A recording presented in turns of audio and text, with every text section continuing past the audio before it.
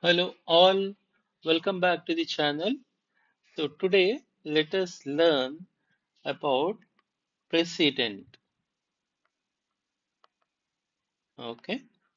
Now, what is the president of India? Like who is the president of India? So all we'll see now. The president of India is the head of the state. Okay. Now this means the president is the constitutional head of the country. The president is also known as first citizen of India. Another important point is the president is the supreme commander for Indian armed forces, okay, which are Army, Navy, and Air Force. Okay, so Army, Navy, and Air Force they work under the president's supreme command. Okay, so what is president, head of the state? Okay, first citizen of India, and he is the supreme commander. Now let us see constitutional articles on this.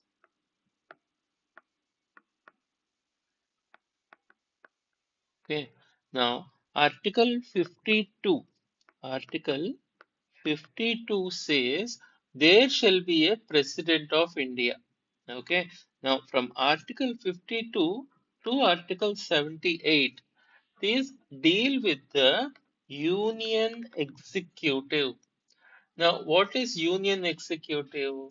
In union executive, all includes president, vice president, prime minister, council of ministers, okay, and attorney general of India.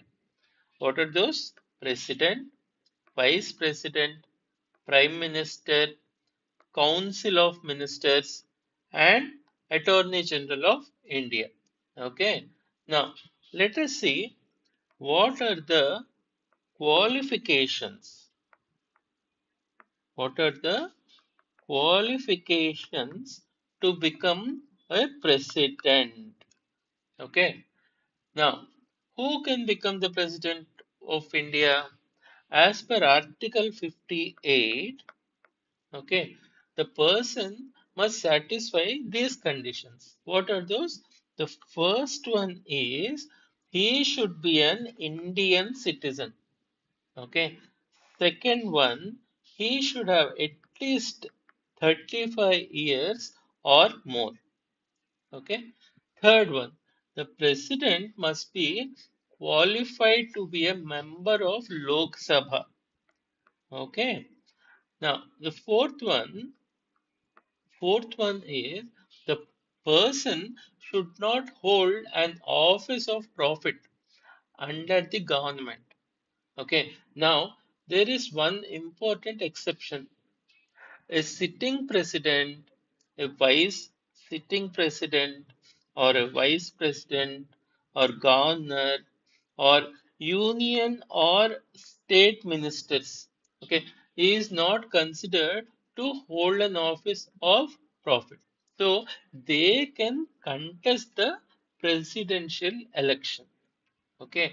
Now, who will be electing them? Like the election of the president.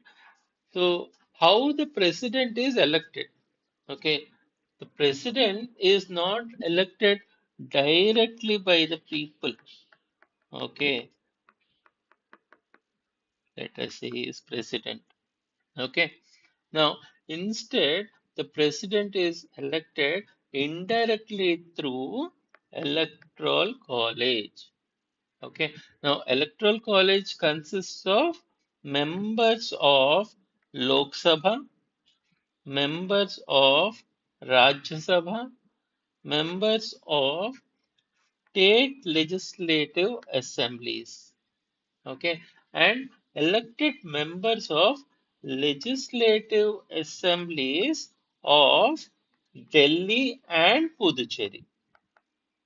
Okay, I'll repeat. Elected members of Lok Sabha, elected members of Rajya Sabha, elected members of all state legislative assemblies, and elected members of legislative assemblies of Delhi and Puducherry. Okay. Now, what is the term of the office? Now, how many years will this president work? As per Article 56, okay, president holds the office for 5 years.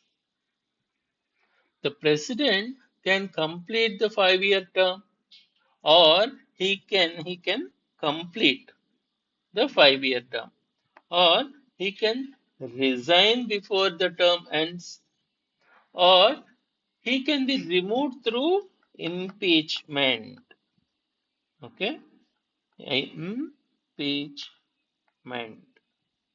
So this is how this is all about the term of the office. Okay, now if it is a vacancy in the office, okay, let us see the vacancy.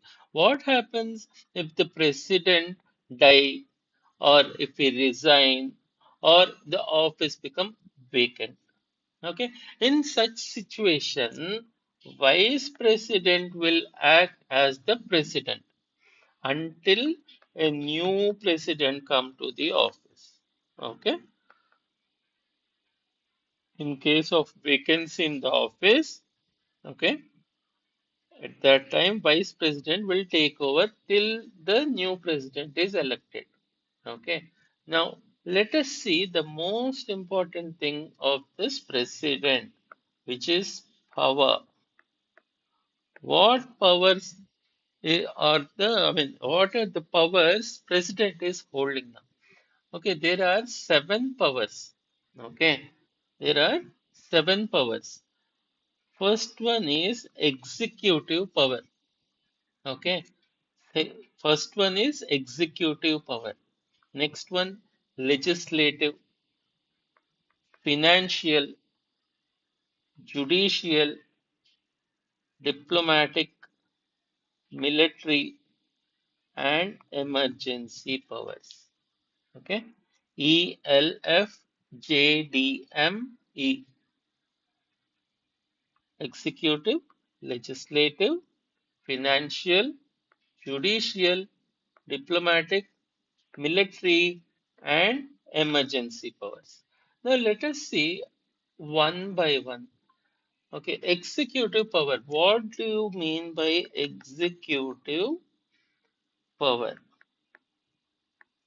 First one. Here, as per Article 53, the executive power of the Union is vested in the President, which means the President appoints Prime Minister, okay, other ministers, Attorney General of India, okay, and Chief Election Commissioner and other election commissioners, Chief Election Commissioner, okay, UPSC chairman and members. Okay, so these are the executive powers of the president. Okay, now let's go to the legislative powers. Okay, which is legislative power.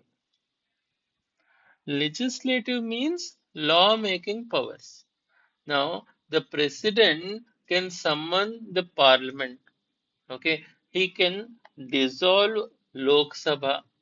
He can give assent to the bills passed by the parliament. He can issue an ordinance when parliament is not in session. Okay. Now, ordinance, that is Article 123. Okay. So I'll just repeat: legislative, where he summons the parliament, he can dissolve Lok Sabha, gives assent to the bills, and he can give issue an ordinance. Okay, and ordinance 123, Article 123.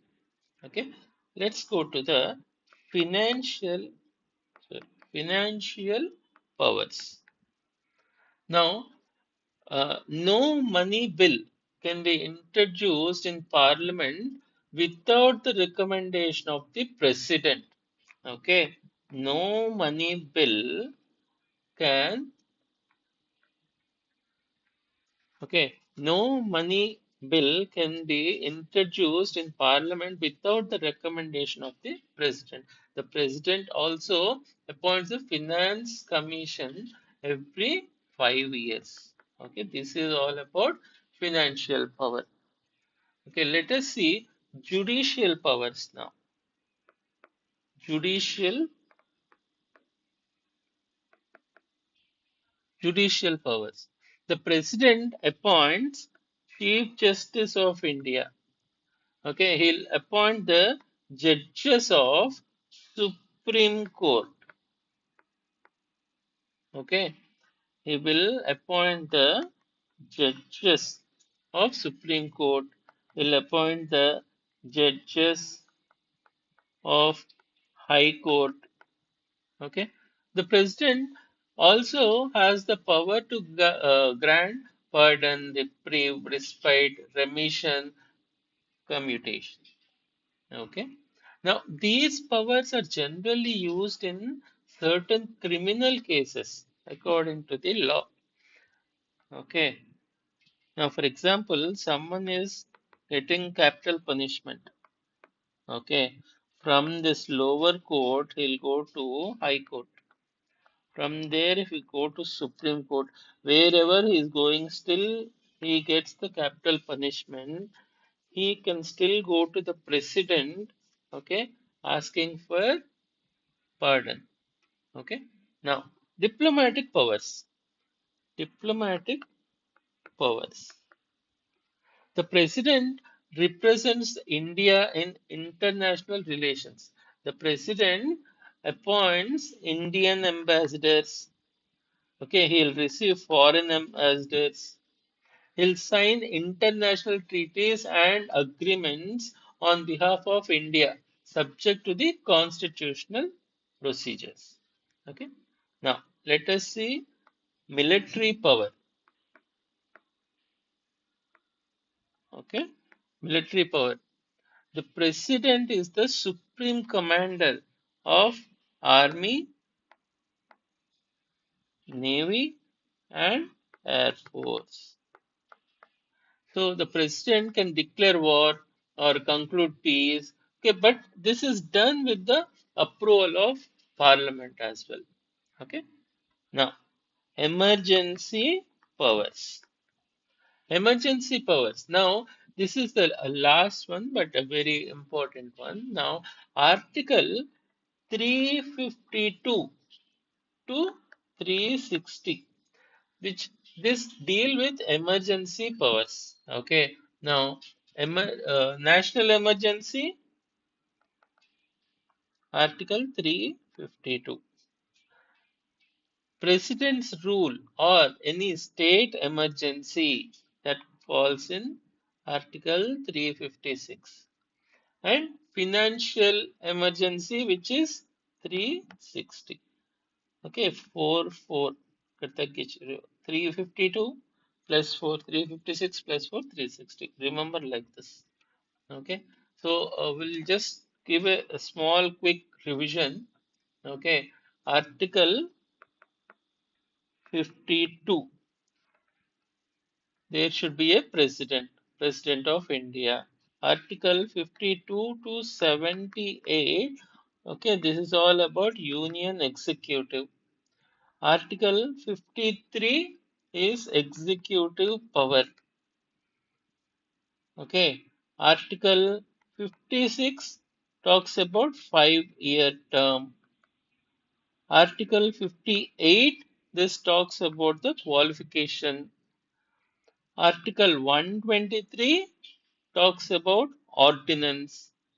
Okay. Now, Article 352 National Emergency. Article 356 President Rule.